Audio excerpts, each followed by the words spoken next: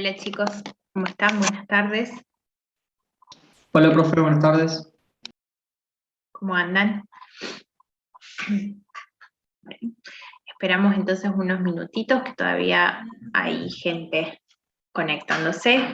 ¿Cómo andan? Buenas tardes. Mientras tanto, les voy comentando lo que tenemos para hoy, como siempre. Voy a cambiar el chat.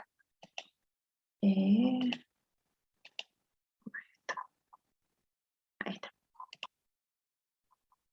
Ahí estamos, ahí pueden escribir a todos si quieren.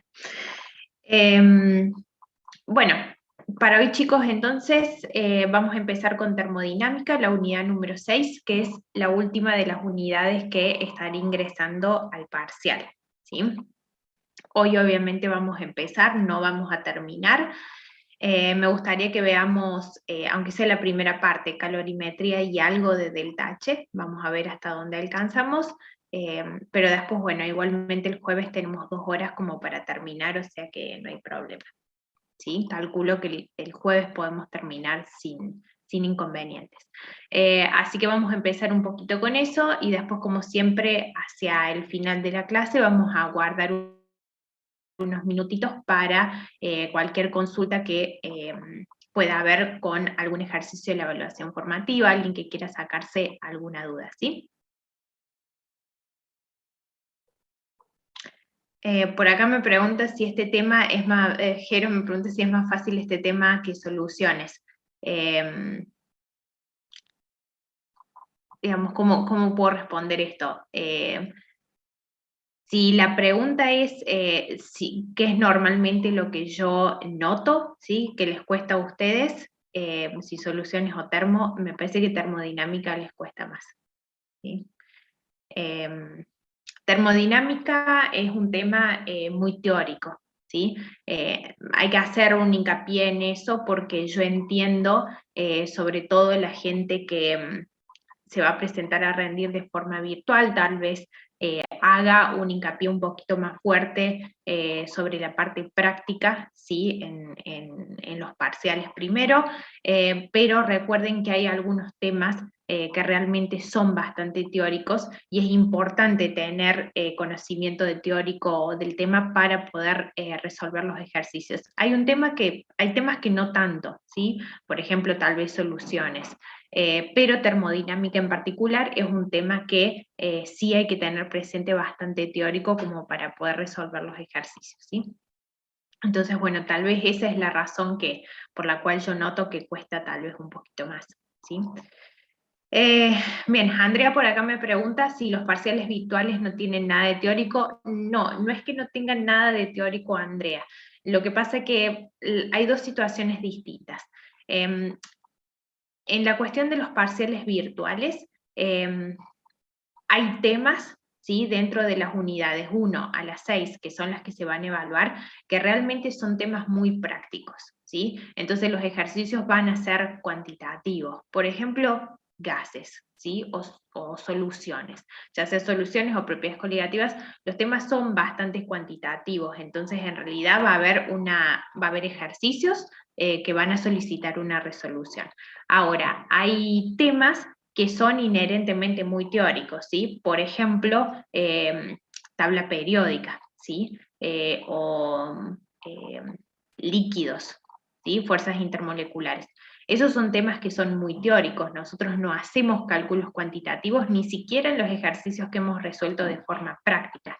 Así que no quiero yo transmitirles esta falsa idea por ahí de que en los exámenes virtuales no va a haber nada de teórico, porque aquellos temas que son muy teóricos y que se vayan a evaluar, van a evaluarse de forma teórica, ¿sí? Se van a preguntar tendencias en las propiedades periódicas y ustedes tendrán que explicar por qué la tendencia es esa, ¿sí? En función, por ejemplo, de la carga nuclear efectiva, o en el caso de líquidos, tendrán que hablar de qué compuesto tiene mayor o menor presión de vapor y tendrán que explicar por qué en términos de las fuerzas intermoleculares. Entonces, esos temas que son teóricos, si se evalúan, tendrán una respuesta teórica, tendrán que ser explicados teóricamente, ¿sí? Ahora, ¿cuál es la diferencia con un parcial presencial? Que el parcial presencial sí que va a tener una instancia de algunos ejercicios que van a ser pura y exclusivamente prácticos, y por separado va a tener otro tanto de ejercicios que van a ser pura y exclusivamente teóricos, ¿sí? Entonces, esa es la diferencia entre una situación y la otra, ¿sí?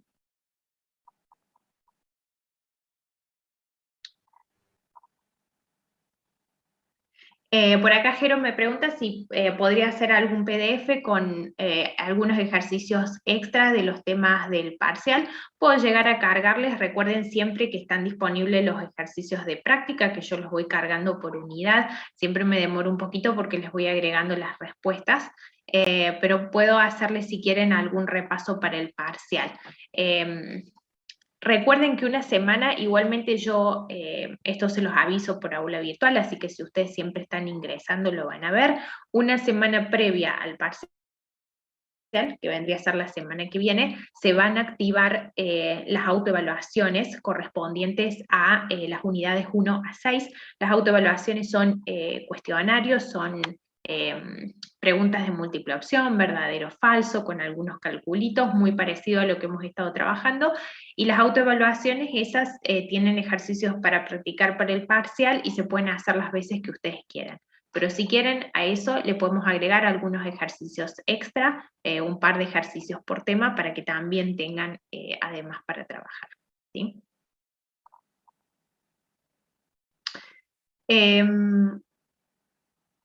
Agos, ¿a qué te referís si van a ser 4? ¿La cantidad de ejercicios en el parcial? Ah, bien. ¿Cuántos ejercicios y en cuánto tiempo? Eso, bueno, Abril y Hago, supongo que por ahí viene tu pregunta también. Lo que está bastante definido es desde el punto de vista virtual, que es lo que hemos venido haciendo, ¿sí?, en el transcurso de estos casi 2 años, ¿sí? Desde el punto de vista virtual, la duración completa del examen es de 1 hora 15, ¿sí? 1 hora 15 minutos, y ustedes tienen para resolver 4 ejercicios, ¿sí? Prácticos / teóricos, dependiendo del tema, ¿sí? De nuevo, digo teóricos por una cuestión de estos temas que son un poquito más explicativos la resolución, ¿sí? Después, desde el punto de vista presencial, hasta donde yo sé, todavía no está del todo definido, ¿sí? Por eso no les puedo decir un tiempo específico y una cantidad, sí que les puedo decir que el tiempo va a ser mayor, ¿sí? Va a ser 2 horas o un poquito más, porque ustedes tienen que resolver, imagínense, un parcial práctico parecido a lo que va a ser virtualmente, y van a tener que resolver un parcial similar a ese, teórico también, ¿sí? Entonces va a ser un poco más largo, ¿no? Bien, 2 horas, me recuerda Esteban que está escrito en el PDF, no me acordaba si decía tiempo o no, ¿sí? 2 horas va a ser entonces para la parte presencial. Probablemente, chicos, ustedes calcúlenle 1 hora de resolución para el práctico, 1 hora de resolución para el teórico, más o menos. Esa hora 15 que tiene el virtual, esos 15 minutitos extra, en realidad están programados con la idea de que ustedes puedan ya ir cerrando, sacando las fotos, haciendo la carga del archivo, incluido dentro de esa hora 15. Pero bueno, a veces si necesitamos postergar un poquito más, lo hacemos, y bueno, de forma presencial también se hace, ¿sí?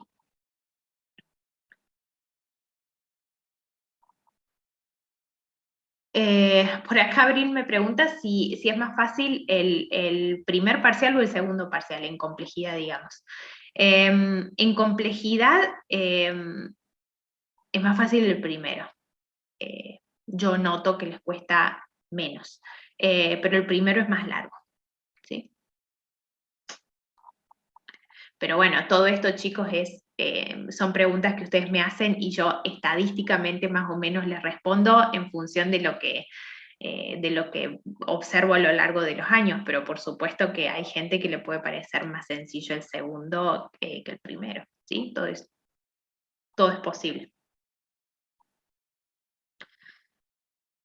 Bien, y con respecto a los horarios, Mica, todavía no tengo nada. no, si las profes no les han comentado nada en el teórico, tampoco me han mencionado todavía nada definitivo a mí. Yo supongo que eso en el transcurso de la semana que viene ya se va a ir definiendo todo, ¿sí? Y apenas esté definido, se los vamos a comunicar, ¿no? Bueno, por las dudas lo recuerdo, yo asumo que todos los que están ahora en clase ya deben estar inscritos a alguna de las bases de datos para el parcial, pero por las dudas lo recuerdo, yo les puse un recordatorio esta mañana, las bases de datos se cierran hoy a las 23:59, así que todos aquellos que les falte anotarse en una base de datos, si se toman nada, 2 minutitos ahora, pueden hacerlo antes de que se cierren esta noche, ¿sí? Esteban me pregunta si va a haber un simulacro. No, Esteban, porque en realidad desde el punto de vista bueno, presencial no es necesario, y virtual ustedes ya han rendido materias previamente con esta modalidad, así que no consideramos que sea necesario, ¿sí? Es más, con el profe Pablo en álgebra han trabajado exactamente la misma modalidad de evaluación que tenemos aquí en Química General, así que, digamos, no consideramos que haga falta, ¿tá? Cualquier problema o inconveniente que vaya surgiendo sobre la marcha lo iremos resolviendo, por supuesto. Bien, y Mica me pregunta acá por el tema de la evaluación formativa del martes. Mica, por el momento estaría el mismo horario de siempre, ¿sí? El mismo horario de hoy, que sería el típico, 6:15, 6:45 y 6:45, 7:15. En caso de que nosotros veamos con el profe que estamos un poco ajustados con los temas y necesitamos el apoyo un poco del horario del teórico, en ese caso se los haremos saber por aula virtual y empezaremos un ratito antes, 5:30, como hicimos las evaluaciones una de las evaluaciones formativas pasadas, creo que la anterior. Pero por el momento mantendríamos el horario que tuvimos hoy, que es el horario con el que más hemos trabajado, ¿sí? Por acá, Esteban, no sé si respondí a tu pregunta o me preguntabas específicamente por los teóricos, no sé si te referís a los coloquios de final de cuatrimestre para la gente que rinda virtual. No, en el caso de los coloquios tampoco hay simulacro porque es simplemente te conectas a reunión, digamos, con las profes, y bueno, allí hay un intercambio oral, pero digamos, no nos parece que un simulacro sea necesario, ¿sí? Es como una reunión de Zoom. Sí, Mica. Profe, buenas tardes. Yo le quería consultar con respecto a las evaluaciones formativas, que no me quedó claro en el sentido de si yo vengo aprobando todas las evaluaciones formativas y ponerle que desapruebo una, que sería la del tema antes del parcial, o desaprobé una en todas las evaluaciones formativas, ¿eso me afecta que a la nota del parcial, a no poder rendir el parcial? ¿Cómo es el tema ese? No, para nada, Mica. Siempre y cuando, o sea, nosotros hemos tenido o vamos a tener, contando la evaluación formativa del martes que viene, son 6 evaluaciones formativas, ¿sí? Previas al parcial. Lo que el reglamento dice es que vos tenés que tener el 80% de esas 6 evaluaciones, que vendrían a ser 5 de 6, creo que son. Vamos a hacer 6 por 0,8, creo que da con coma. Da 4,8, serían 5. Vos tenés que tener 5 de esas 6 evaluaciones aprobadas para poder acceder a rendir el primer parcial, ¿sí? Si tenés la nota o el aprobado o el desaprobado que vos te hayas sacado en esas evaluaciones, eso de ninguna manera interfiere con la nota del parcial. La nota del parcial es algo completamente aparte, ¿sí?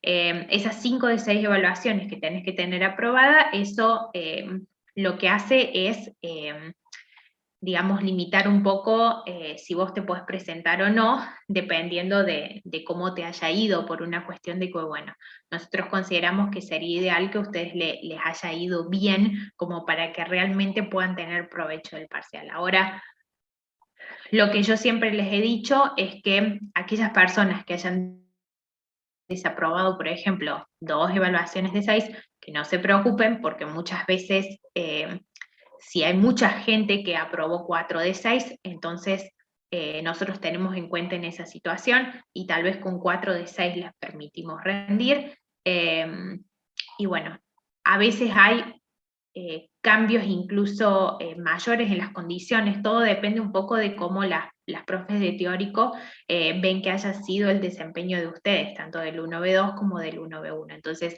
la información que yo tengo en este momento sería el 80% de las 6 evaluaciones aprobadas para poder rendir el primer parcial, pero después del martes que viene, que ustedes rindan la última, yo saco todas las estadísticas. Se la paso a las profes del teórico, las profes del teórico analizan la situación tanto del 1B2 como del 1B1 y definen exactamente cuál es la condición o cuál es la, digamos, el límite que ellas van a tomar o la condición que van a poner para, digamos, que se puedan presentar al parcial. O sea que, digamos, hay que ver, ¿sí? Aquellas personas que tienen 2 evaluaciones formativas desaprobadas, no entren en pánico, ¿sí? Esperemos a ver qué pasa hasta el martes que viene, ¿sí? Todavía allí las profes van a definir bien cuál va a ser la decisión que van a tomar, ¿sí? Muchas gracias, profe. De nada. Bueno, un poco Abril, ahí ya hice un comentario con respecto a tu pregunta. Esperen, hagan lo mejor que puedan en las evaluaciones formativas, sobre todo porque les sirve a ustedes como práctica los ejercicios para el parcial. Y una vez que pasemos el martes que viene, entonces allí ya veremos cuál es la decisión que las profes del teórico toman, ¿sí? Hay que esperar un poquito ahí. Juan por acá me pregunta cómo sería el caso del coloquio. El caso del coloquio, Juan, vos te conectás a una reunión de Zoom, eso va a estar todo especificado en su momento por turnos, ¿sí? Te conectás con las profes del teórico, ¿sí? Con Mónica y con Nancy, y allí yo creo que ellas te dan, no sé si te dan 3 temas, me parece que sí, y vos elegís, por ejemplo, uno y comenzás a desarrollar, y bueno, si ese tema está impecable, tal vez con eso es suficiente. Si ese tema estuvo más o menos, ellas elegirán y te harán preguntitas sobre alguno de los otros 2 temas, y nada, es un poco una conversación con ellas, como para saber más o menos cómo estás vos con el teórico de esos temas que te han tocado, y digamos que te va bien, excelente, quedarías con condición de aprobación directa, con una nota definida, se define en ese momento, y después tenés que anotarte un turno de examen para que se la ponga en acta y nada más. En el caso de que no te vaya bien, nada, quedaría simplemente regular y tendrías que presentarte a final para poder rendir la materia, ¿sí? Eso sería todo. Por acá me pregunta Abril si en el parcial se aprueba con 2 bien y se promociona con 3. ¿A qué te referís, Abril, con cantidad de ejercicios? 2 de 4, 50%, ¿a eso te referís? Sí. No te puedo decir número de ejercicios, Abril, porque a veces, dependiendo un poquito de la complejidad, los ejercicios están puntuados diferentes, ¿sí? Lo que sí vos tenés que tener es el 50% del parcial para que eso se corresponda con un 4, ¿sí? Que es la escala que ustedes tienen al principio de la guía de seminarios. Con un 4, digamos, tu parcial estaría en condición de aprobado. Lo que pasa es que después, si vos lees ahí las condiciones de la guía, para tener la oportunidad de acceder a una aprobación directa, necesitas tener promedio de 7 entre los dos, con un mínimo de 6, me parece. Así que si bien un 4 el parcial estaría aprobado, no sería un parcial que te estaría permitiendo llegar a la condición de aprobación directa, ¿sí? Igualmente, me parece que la recuperación de uno de los parciales en el que, por ejemplo, vos estés aprobada pero no llegues con la nota, está contemplado para una aprobación directa, ¿sí? cualquier duda está todo bien escrito en las condiciones al principio de la guía de seminarios, ¿sí? Hola Enzo.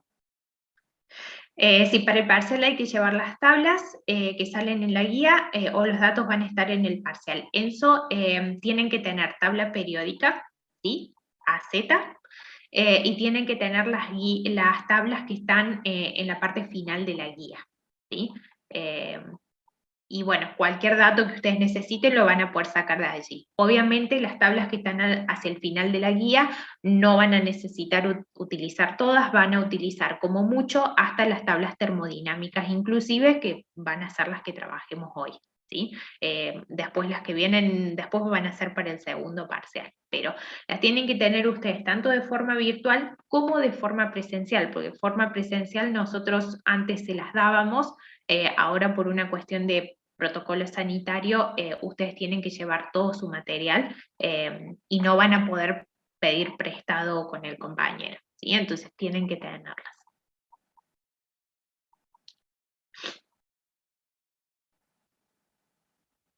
Bien, por acá Vane me pregunta si esta semana terminamos con la unidad 6, la semana que viene, ¿qué es lo que veríamos? La semana que viene, Vanessa, intentaríamos, yo creo que dedicarle algo de tiempo a hacer consulta de cualquier ejercicio que ustedes hayan acumulado para el parcial, que por ahí les quede alguna duda dando vuelta, que quieran preguntar, le vamos a dedicar un tiempito a eso. Y bueno, en función de la cantidad de dudas que haya, si ocupamos todo el tiempo con eso, lo ocuparemos con eso, y si nos sobra tiempo, lo más probable es que intentemos comenzar con cinética, como para no atrasarnos para el segundo parcial, ¿sí? Pero eso ya sería tema de segundo parcial. Bueno, bien. Comenzamos entonces, vamos a ver, aunque sea un ratito, la primera parte, aunque sea de calorimetría de termodinámica, y después ya respondemos algunas dudas si quedó algo dando vuelta de las evaluaciones formativas, ¿sí? Voy a apagar acá y proyectamos pantalla. Voy a aprovechar, antes que nada voy a buscar la guía, si la tengo a mano.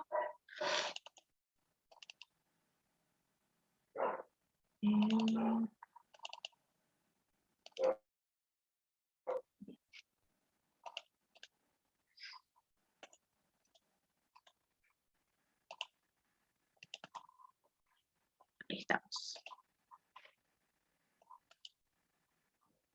Bueno, comenzamos entonces con termodinámica, ¿sí? Como siempre, acá ustedes tienen una filmina que les da un poquito una idea de cuál es la organización de la unidad. Vamos a ver varios conceptos que son importantes. Tenemos una primera parte de un poco de trabajo con calorimetría, que en realidad es bastante sencillo. No hacemos demasiado hincapié porque los ejercicios son simples, pero calorimetría, los ejercicios pueden llegar a salir en los parciales o en los finales, así que por hoy me parece importante destacar que si bien es simple y lo pasamos un poquito por arriba porque le dedicamos más tiempo al resto de las variables que son más importantes, no lo descuiden porque calorimetría sí también se toma, ¿está? Después vamos a trabajar ya con las variables termodinámicas principales, vamos a trabajar con entalpía, con entropía y con energía libre. Para entalpía vamos a hablar un poquito de cuál es la definición, ¿sí? Algunas cuestiones que son importantes, y vamos a ver cómo se calcula, ya sea indirectamente a través de la IDGs o vamos a ver también el cálculo directo, que es un poco más simple, ¿sí? Trabajamos entonces con entropía, con la definición y algunos ejercicios, lo mismo vamos a trabajar con energía libre, y finalmente vamos a ver algún ejemplito sobre trabajo de un gas que tienen por allí algún que otro ejercicio dando vuelta en la guía, ¿sí? Comenzamos entonces primero que nada con la parte de calorimetría, que es un poco lo que apuntaríamos a ver hoy, ¿sí? Lo que ustedes ven en pantalla es un diagrama de fases. En este caso, el diagrama de fases, nosotros tenemos en el eje de las ordenadas, fíjense, temperatura, y en el eje de las abscisas podríamos llegar, acá no está escrito, pero lo podríamos llegar a interpretar como un avance del proceso, ¿sí? ¿Por qué no? Y en este caso, nosotros tenemos una sustancia cualquiera, que si partimos desde este punto que tenemos acá, nuestra sustancia se encuentra en estado sólido, lo que esta recta está representando es un aumento de temperatura del sistema, ¿sí? Pero nuestra sustancia todavía se encuentra dentro del estado sólido. Hasta que llegamos a una cierta temperatura en la cual se produce el cambio de estado, ¿sí? En este caso sería la fusión, que es el pasaje del sólido al líquido. ¿Qué es lo más importante que nosotros vemos en este caso? Es que si la sustancia es una sustancia pura, el cambio de estado se produce a temperatura constante, ¿sí?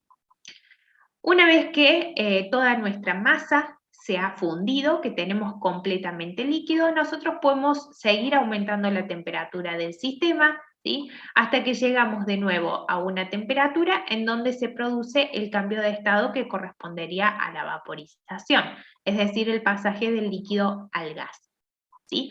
Nuevamente, para una sustancia pura, esto se produce a temperatura constante. Y luego podemos seguir, ¿por qué no?, aumentando la temperatura del gas y conseguir, no sé, en el caso del agua, por ejemplo, un vapor sobrecalentado, ¿sí? Fíjense que en este caso nosotros el análisis del proceso lo hemos hecho desde el sólido hacia el gas, pero podemos hacer exactamente el mismo análisis desde el gas hacia el sólido. La única diferencia va a ser que nosotros vamos a tener disminución de temperatura a lo largo de nuestro proceso y los cambios de estado que vamos a analizar en realidad van a ser la condensación desde el gas al líquido y la solidificación desde el líquido hacia el sólido, ¿sí? O sea que este diagrama lo podemos ver hacia un lado o hacia el otro, es exactamente lo mismo. Sí, lo que nosotros podemos mirar acá en el eje de las ordenadas y en el eje de las abscisas es, por un lado, en el eje de las ordenadas, que nuestra etapa A, nuestra etapa C y nuestra etapa E tienen asociado un delta de temperatura, es decir, comenzamos con una temperatura inicial para cada una de estas etapas y terminamos en una cierta temperatura final. Ahora, para las etapas B y D que involucran los cambios de estado, volvemos a repetir, para una sustancia pura, el cambio de estado se produce a temperatura constante, entonces fíjense ustedes que el delta T asociado correspondería a 0, ¿sí? No tenemos diferencia entre la temperatura final y la temperatura inicial para cada una de estas dos etapas. Sí, lo que podemos observar es que no importa si estas etapas son etapas donde hay un aumento o disminución de temperatura o son etapas de cambio de estado, todas ellas tienen un cierto calor asociado que nosotros simbolizamos con la letra Q mayúscula, ¿sí? El calor es intercambiado entre el sistema y los alrededores del sistema. Y normalmente tenemos una convención de signos que seguimos, el calor puede ser positivo o puede ser negativo. En el caso de que sea positivo, será un calor que el sistema toma desde los alrededores, ¿sí? Es calor absorbido. Mientras que en el caso de que el calor sea negativo, es al revés. El calor es liberado desde el sistema hacia los alrededores. ¿Por qué es importante tener en cuenta esta convención de signos? Porque, bueno, eso nos va a indicar más o menos la dirección, en realidad, del proceso que nosotros estamos analizando. Si nosotros vamos desde el sólido hacia el gas y nuestro sistema lo que hace es tomar calor, entonces los calores involucrados serán positivos. Si vamos desde el gas hacia el sólido y nuestro sistema lo que hace es perder calor, bueno, entonces tendremos un Q asociado negativo, que será el calor liberado desde el sistema hacia los alrededores. Si bien nosotros cualitativamente esto lo podemos llegar a analizar como hicimos recién, sí nos gustaría tener valores cuantitativos, ¿sí?, de los calores. Entonces la pregunta es, ¿cómo hacemos para calcularlos? Para poder calcularlos nos valemos de estas dos ecuaciones que tenemos acá en la esquina superior derecha que están marcadas en negrita.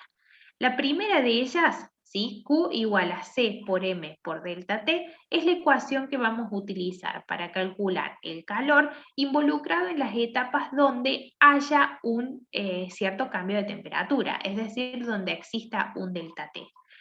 Esto puede ser en la etapa A, en la etapa C y en la etapa E, por ejemplo, ¿sí?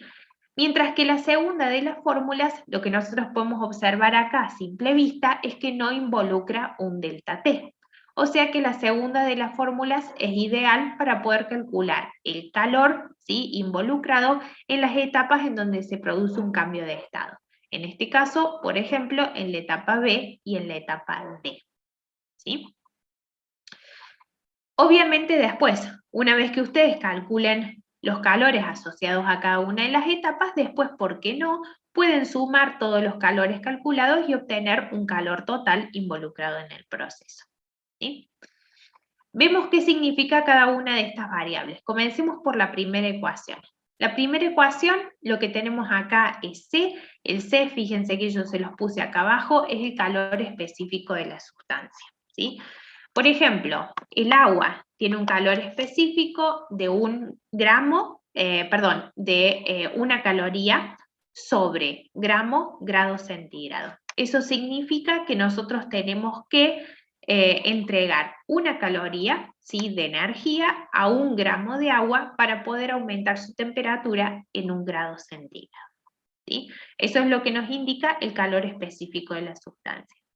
Por supuesto, los calores específicos son distintos dependiendo de la sustancia con la cual nosotros estemos trabajando, y no solo eso, sino que también dependen del estado en el cual la sustancia se encuentre. O sea que ustedes, si los buscan, podrán observar que el calor específico del agua sólida, es decir, del hielo, es distinto que el calor específico del vapor de agua o del agua líquida, ¿sí? Los calores específicos están tabulados, se pueden buscar en tablas, y si no, normalmente son datos del ejercicio, ¿está? Las unidades son unidades de energía, que puede ser calorías o kilocalorías, también puede ser joule o kilojoule, sobre unidades de masa, que pueden ser gramos o pueden ser moles, por unidades de temperatura, que pueden ser grados centígrados o pueden ser Kelvin. Importante que ustedes tengan cuidado con las unidades del calor específico, porque obviamente después tendrán que ajustar de forma correspondiente las unidades de M y de delta T para que las unidades de la ecuación sean homogéneas, ¿sí? M es la masa de la sustancia con la cual nosotros estamos trabajando, puede ser en gramos, pueden ser en moles, y delta T es el intervalo de temperatura justamente asociado con la etapa que nosotros estamos trabajando. Recuerden que esta fórmula la utilizamos para la etapa donde tenemos algún delta de temperatura asociado.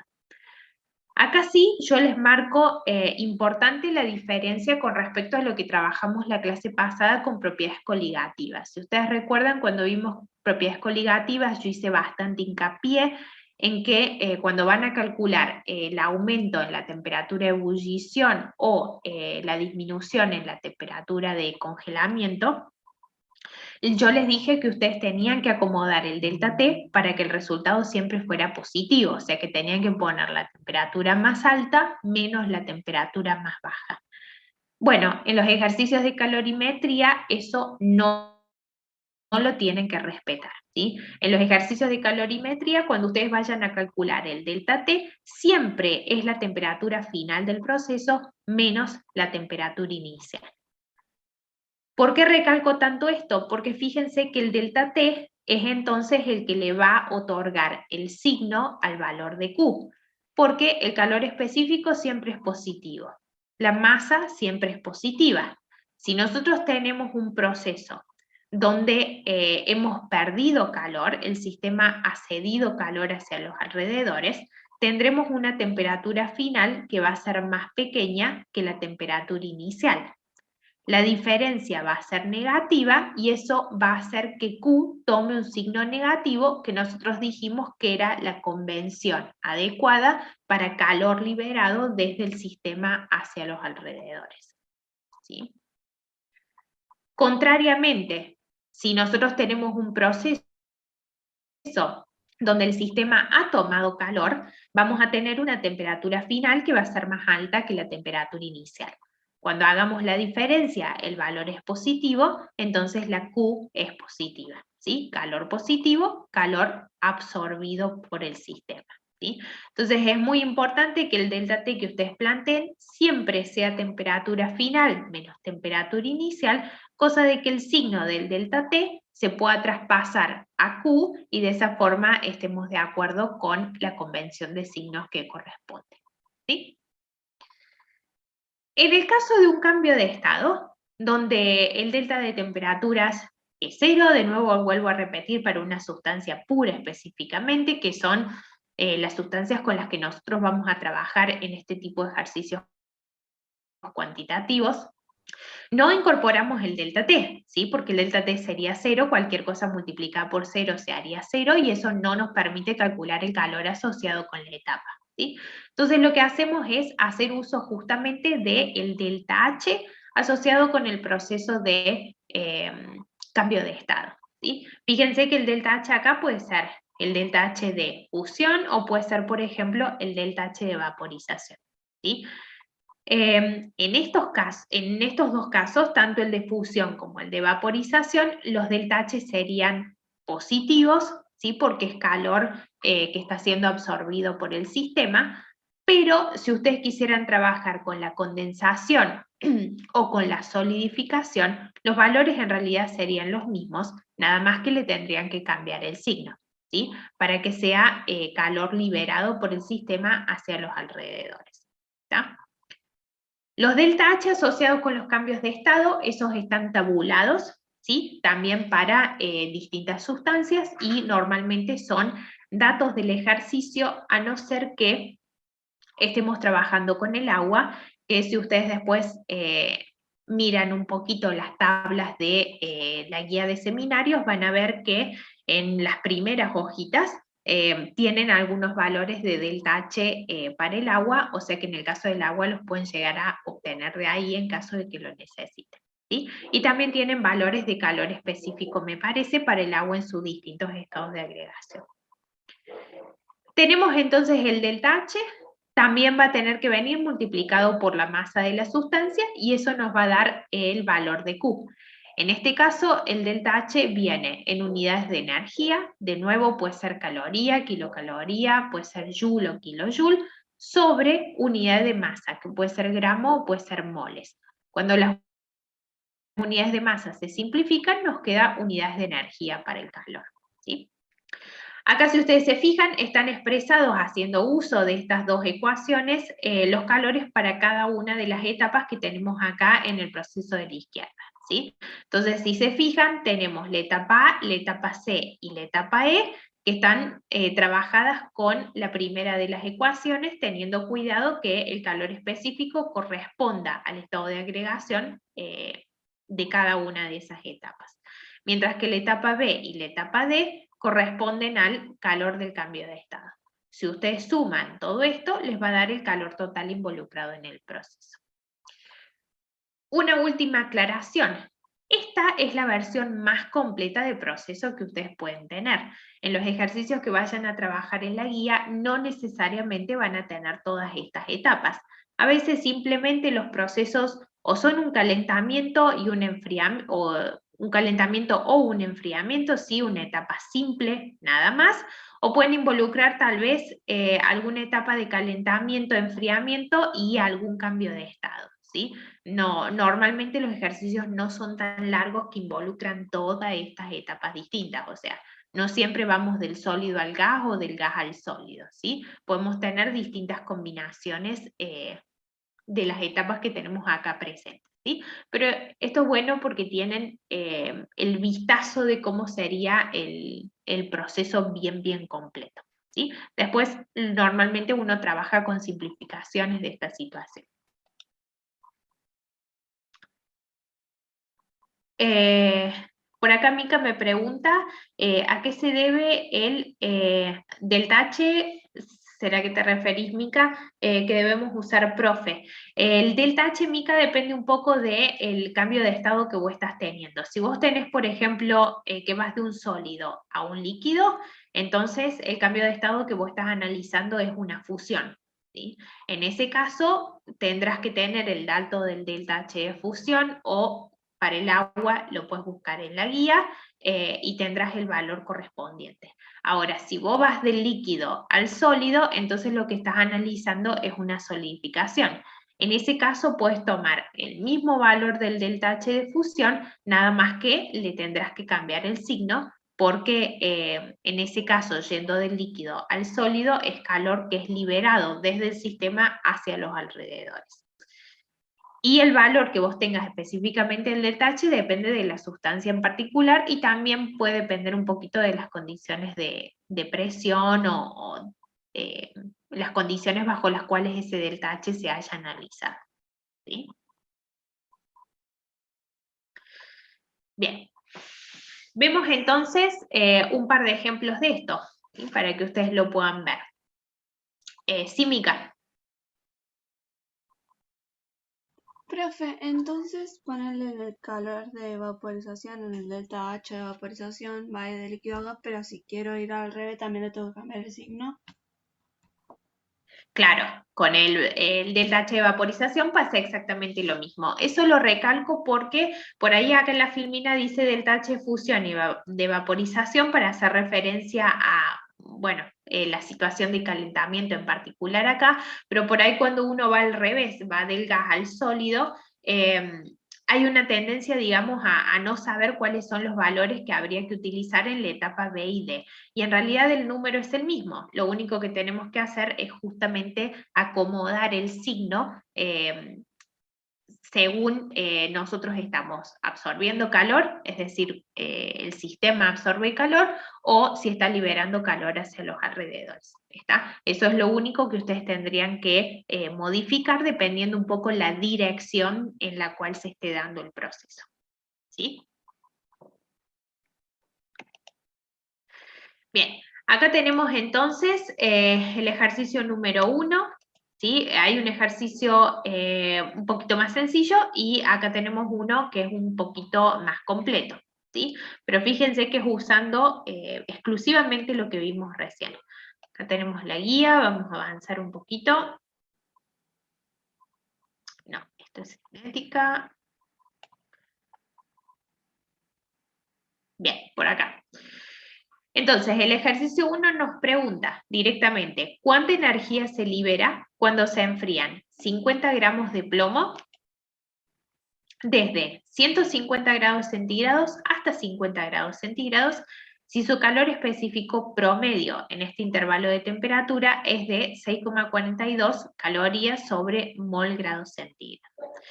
¿Qué es lo que nosotros tenemos acá? Tenemos básicamente un pedazo de plomo, ¿sí? De 50 gramos, un pedacito, y lo que estamos haciendo es enfriarlo desde esta temperatura, 150 grados, hasta esta temperatura de 50 grados. Acá fíjense que el ejercicio a ustedes les dice que solamente el plomo se está enfriando. Pero si ustedes estuvieran en la duda de si acá en este intervalo de temperatura se produce un cambio de estado o no, lo que ustedes pueden hacer es pensar lo siguiente: estamos trabajando con plomo, ¿sí? Un metal, plomo sólido. Podemos buscar, ¿por qué no?, cuál es la temperatura de fusión del plomo. Ustedes se van a encontrar con que esa temperatura, la temperatura de fusión, está por arriba de los 300 grados centígrados. Entonces, en este intervalo de temperatura que nosotros nos estamos moviendo entre 150 y 50 grados centígrados, el plomo es sólido en todo este intervalo, ¿sí? Entonces, nosotros acá no tenemos ningún cambio de estado, sino que solamente lo que se produce es, digamos, un proceso de enfriamiento de la pieza de 50 gramos y nada más, ¿tá?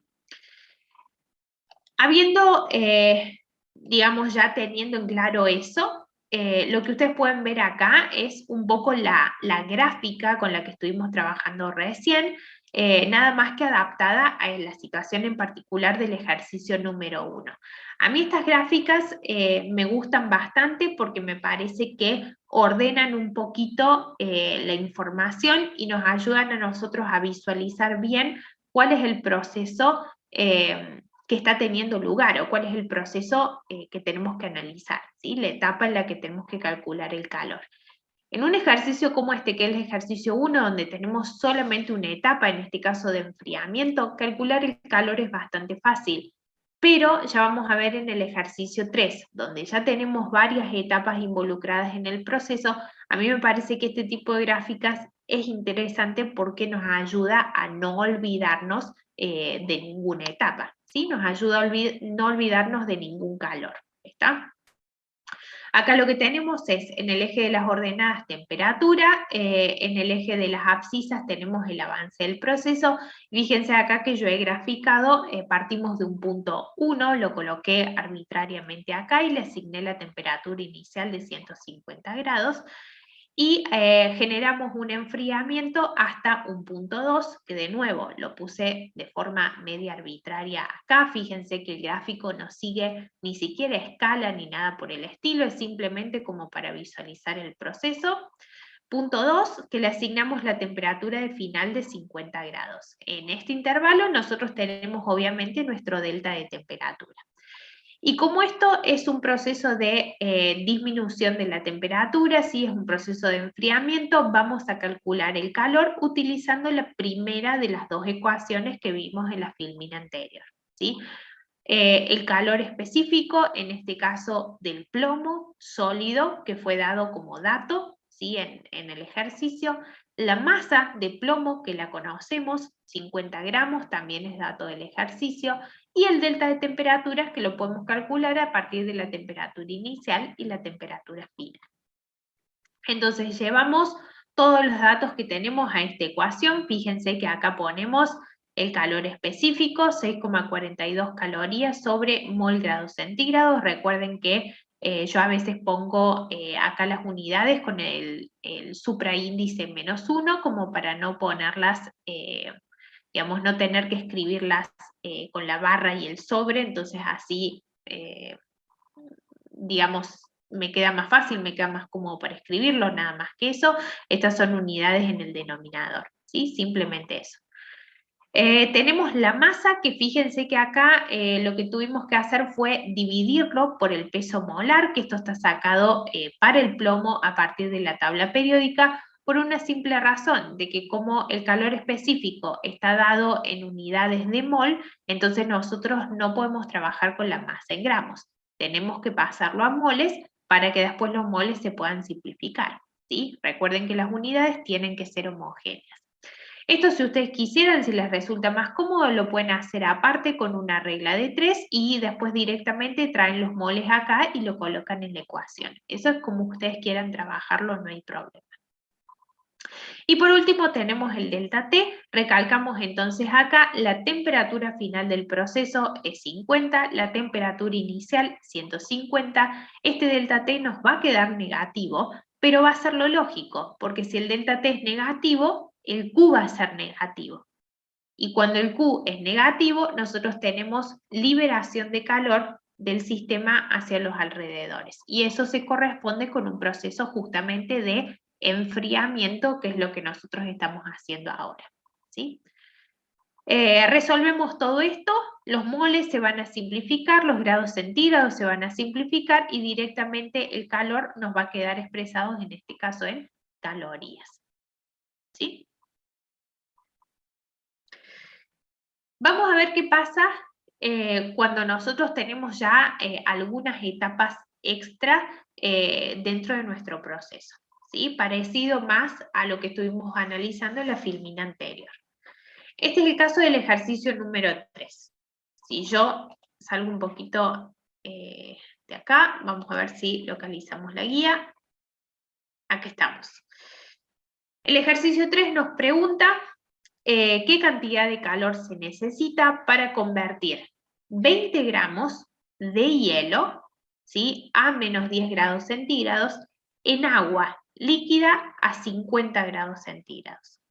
Y fíjense que nos da como dato calor específico del hielo, el calor específico del agua líquida y también nos da como dato el calor de fusión, ¿sí? Todo esto ya nos da una idea a nosotros de que tenemos un proceso de incremento de la temperatura, ¿sí? Primero del hielo del agua sólida, después se va a producir justamente el cambio de estado de fusión del sólido al líquido y después tenemos todavía una tercera etapa de aumento de temperatura del agua líquida hasta que llegamos a los 50 grados centígrados. O sea que en este caso, ya en este ejercicio, tenemos involucradas 3 etapas, distinto al ejercicio que vimos recién, que era una etapa sólida. Para poder acomodar entonces todas las ideas, lo que hicimos fue graficar un poco el proceso, que es lo que ustedes ven acá. De nuevo, temperatura en función del avance del proceso. Y acá partimos del hielo, ¿sí? Sólido a menos 10 grados centígrados. Va a empezar a aumentar su temperatura. ¿Hasta cuándo? ¿Sí? Porque el ejercicio, si ustedes lo vuelven a leer, no lo dice. Pero ¿qué es lo que nosotros sabemos? Que si el agua líquida está pura, la temperatura de fusión es 0 grados centígrados, ¿sí? A presión de una atmósfera. Entonces la temperatura del hielo va a aumentar hasta que alcanzamos los 0 grados centígrados. A los 0 grados centígrados se va a producir el cambio de estado. En este caso, la fusión, que ya sabemos que se da a una temperatura constante. Una vez que toda nuestra masa ya se encuentra en estado líquido, entonces se va a producir de nuevo un aumento de temperatura. ¿Hasta qué? Hasta que llegamos a los 50 grados finales, que es lo que el ejercicio nos está pidiendo, ¿sí? Tenemos entonces nuestras 3 etapas. La primera de las etapas, en este caso la etapa 1, 2, y la última de las etapas, la 3, 4, son etapas de aumento de temperatura que calcularemos el calor utilizando la fórmula que vimos recién, C por M por delta T. Mientras que la etapa 2, 3, que es la etapa del cambio de estado, calcularemos el calor asociado usando la fórmula de M por delta H. ¿Sí? Estas son las 3 ecuaciones que ustedes ven acá a la izquierda. Tenemos el calor para la etapa 1, 2. Tenemos que tener cuidado de utilizar bien los datos. Tenemos que trabajar con el C del hielo, ¿sí? Que es dato del ejercicio.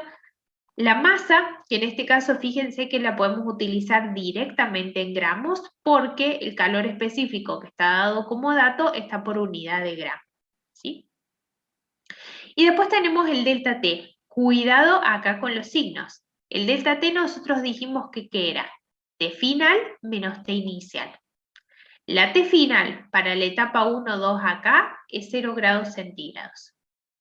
Menos la T inicial, que ¿cuánto vale? Menos 10 grados centígrados. Entonces tenemos que tener cuidado acá que hay un menos de menos, ¿sí? Entonces cuidado con la operación de los signos ahí, a no olvidarnos porque eso nos va a afectar después el signo que tenga Q.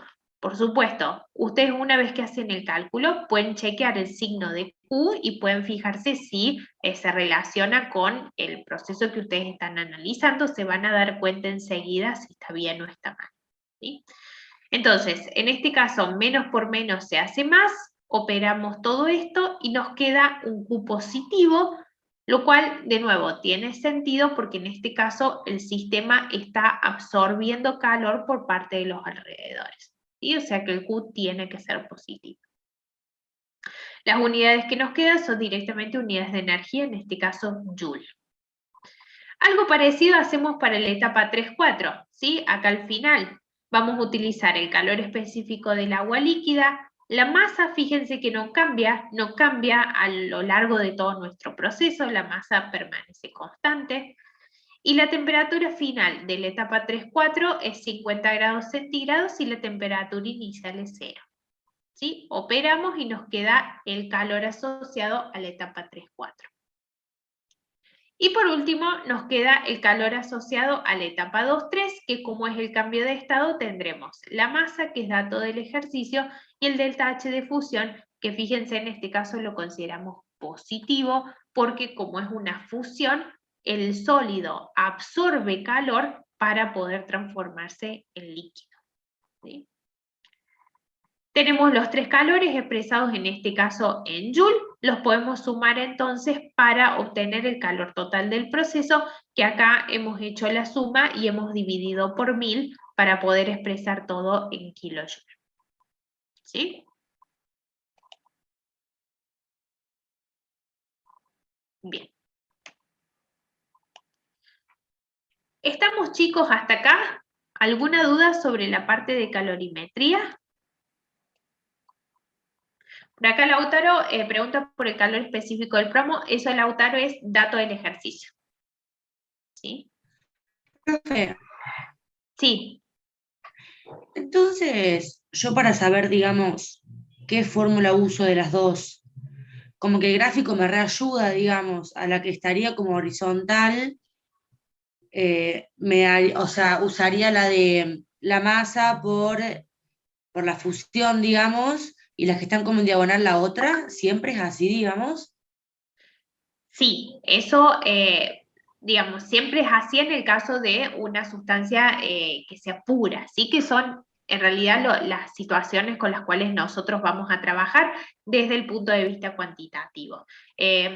Por supuesto, por eso les doy el tip del gráfico. A mí me parece que el gráfico ayuda un montón. Si ustedes pueden transformar lo que está escrito en el ejercicio en un gráfico de este tipo, donde ustedes tienen bien en claro cuáles son las etapas donde hay aumento o disminución de la temperatura, que son las etapas diagonales, ¿sí? Si la diagonal es hacia arriba, hay un aumento de temperatura; si la diagonal es hacia abajo, hay una disminución de la temperatura. Y las etapas que son horizontales, que son las constantes, son donde se produce el cambio de estado, que para la sustancia pura el delta T es 0. Si ustedes son capaces de transformar lo que el ejercicio dice en un gráfico como este, entonces ya de ahí directamente tienen que seleccionar la fórmula adecuada para cada una de las etapas, que, como vos bien dijiste, para las etapas que son inclinadas, que son diagonales, usaremos la fórmula de C por M por delta T, porque existe un cierto delta T asociado. Y para las etapas horizontales utilizaremos la fórmula de M por delta H, ¿sí? Ya sea el delta H que sea, de acuerdo al cambio de estado con el que estemos trabajando, ¿sí? Y eso va a ser siempre de esa manera. La clave acá es un poco hacer correctamente la interpretación de las distintas etapas que intervienen en el proceso. Gracias, profe. De nada. Por acá Jero pregunta si el ejercicio solo dice calcular el calor, ¿significa calor total siempre? Sí, Jero. A no ser que te especifiquen calor de la etapa, no sé, de cambio de estado, o calor de la etapa, una etapa específica. Si te dicen calor, es referido al calor total. Por acá Cata me pregunta si el gráfico lo tendremos siempre. No, Cata, el gráfico no viene con el ejercicio, ¿sí? El gráfico lo tienen que crear ustedes. ¿Está? Lo único que ustedes tienen, Cata, es un poco la descripción teórica del proceso. Después lo importante es que ustedes puedan tomar esa descripción y puedan traducirlo en el gráfico adecuado para poder hacer los cálculos, ¿sí? A ver, el gráfico tampoco, chicos, es obligatorio. Aquella persona que no quiera hacerlo, no lo hace y está todo bien. A mí me parece que es una herramienta útil y por eso se las comparto. Por acá Andrea me pregunta, para sustancias puras que son distintas del agua, si nos daría la temperatura que se da el cambio de estado, ¿cómo sabemos? En el caso de que sea, Andrea, digamos, algo que por ahí uno lo puede llegar a deducir, como por ejemplo el caso del plomo, que si vos estás a 100 grados sabés que el plomo no se derrite. En ese caso, bueno, por ahí el dato de la temperatura de fusión no es necesario. Ahora, si ya por ahí es una sustancia que ustedes conocen menos y que pueden entrar en la duda de que sucede en un cierto rango de temperaturas, entonces sí, entregamos la temperatura de fusión o de vaporización como dato para que ustedes sepan si en el rango de temperaturas en el cual van a estar trabajando tienen riesgo de que exista un cambio de estado o no. ¿Sí?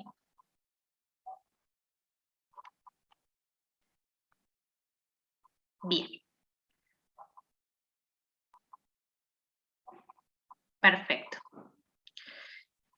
Ya después, distinto de acá, chicos, quiero salir un segundito y me voy a la guía como para que ustedes puedan saber, aquellas personas que quieran trabajar un poquito con calorimetría.